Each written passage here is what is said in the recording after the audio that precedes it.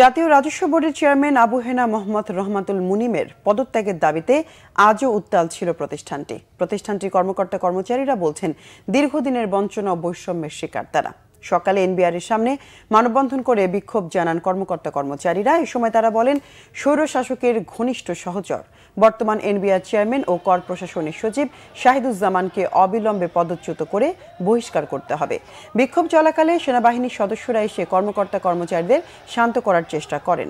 সেনাবাহিনীর পক্ষ থেকে বলা হয় যে কোনো দাবি স্মারকলিপি আকারে দেবার। পরে বিক্ষোভকারীরা আজকের দিনের মতো কর্মসূচি পালন থেকে সরে আসেন।